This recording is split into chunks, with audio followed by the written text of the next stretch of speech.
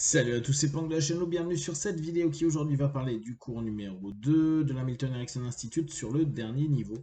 Et coup de malchance, il y a eu un problème de vidéo et donc ils n'ont pas pu enregistrer la session et moi j'ai pas pu y être en live, ce qui fait que le développement du thérapeute, la première partie, bah je l'ai pas. Je vais juste vous parler des documents qu'il a proposés. Et il va en faire deux autres sur le même thème. Après, il y aura hypnotrauma, des techniques de confusion, et après, ça sera Langton qui reprendra le relais pour la fin avec démonstration, et puis travail sur l'image de soi-même. Alors, pour cette logique-là qui est de le développement du thérapeute, c'est-à-dire le placement du thérapeute, qui reprend le diamant d'Erickson. Et je vous rappelle, le diamant d'Erickson, il le décompose en espèce de carré, et il y rajoute un élément qui est la posture. Première chose à prendre en compte, quel est l'objectif de notre partenaire, comment faire une thérapie et comment communiquer pour réussir à atteindre la création d'un objectif qui est correct et qui permet à notre partenaire de ressortir de session et d'observer un mieux. Alors, je vous rappelle de façon générale, quand on travaille avec un partenaire, bien sûr, qui vient toujours pour un objectif, après en fonction de votre cheminement, que vous soyez plutôt causal ou que vous soyez plutôt symptomatique, donc solutionniste, euh, vous allez prendre une façon d'aborder l'objectif un peu différente. Quand on est assez solutionniste, on va rapidement se poser simplement sur la présentation de l'objectif du partenaire. Bien sûr, tout le monde ne va pas simplement rester là-dessus, mais souvent, on ne va pas chercher midi à 14h. Je vous prends le principe du tabac, c'est assez rare de dire à la personne, on va bosser le tabac, néanmoins, on va aller bosser des choses un peu plus profondes. Je sais qu'il y a des praticiens qui le font, mais il y en a, la plupart vont dire, bah non, il vient pour ça, il veut arrêter de fumer ou diminuer ses clopes, donc on va aller vers cette orientation-là.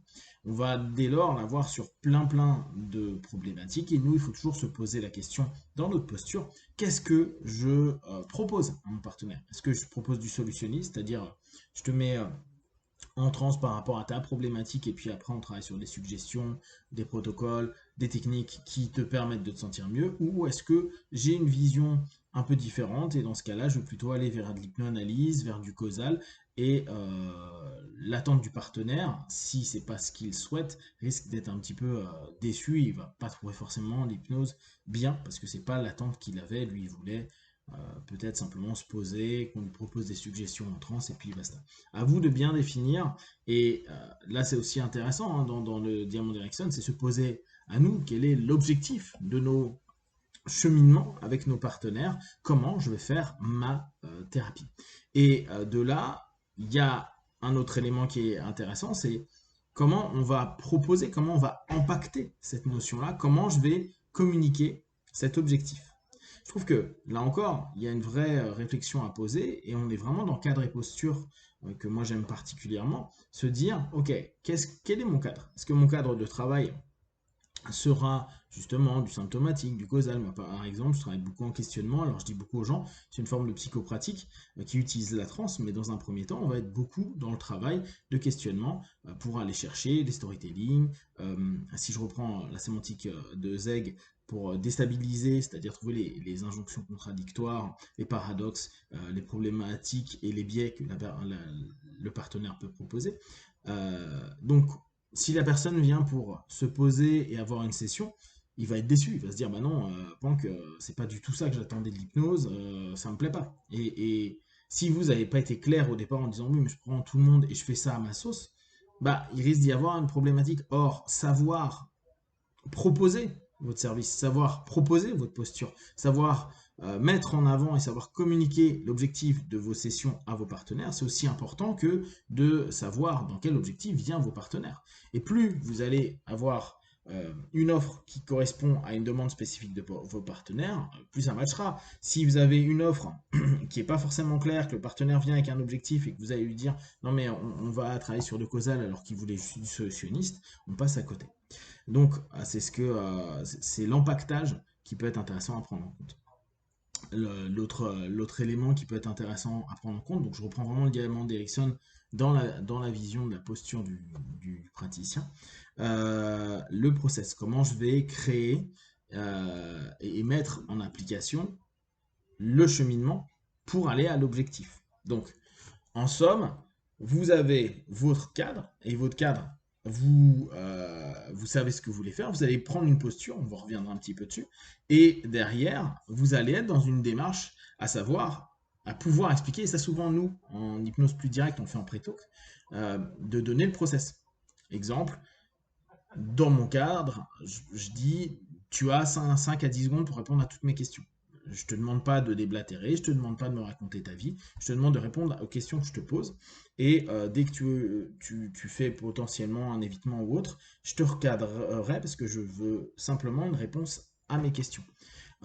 C'est mon process, c'est ma manière de fonctionner. Après, je fais un travail hypnotique très basique, ritualisé, basique, hein, avec des prétests. Le partenaire, il le sait. Il sait que la session, ça va être majoritairement des questions, ça va être une explication, qu'elle soit mentale, émotionnelle et ou physique à un moment donné, et au travers de tout ça, faire un petit travail ritualisé pour qu'il puisse également rentrer dans cette facette euh, très spécifique de la transe accompagnée par un partenaire, par un praticien. Pardon. Donc le process, c'est comment je vais créer mon cheminement, comment je vais créer ma pratique pour le partenaire. Et ça, c'est à nous de le définir, c'est à nous d'être clair avec ça. Enfin, sur ce troisième élément, l'adaptation. L'adaptation, bien sûr, à votre partenaire. Néanmoins, et là, c'est plus ma manière de voir les choses, euh, je pense que comme vous avez décidé votre cadre et votre posture, vous n'avez pas à vous désarticuler dans tous les sens pour répondre à la demande d'un partenaire. C'est peut-être tout simplement, c'est pas OK de bosser ensemble.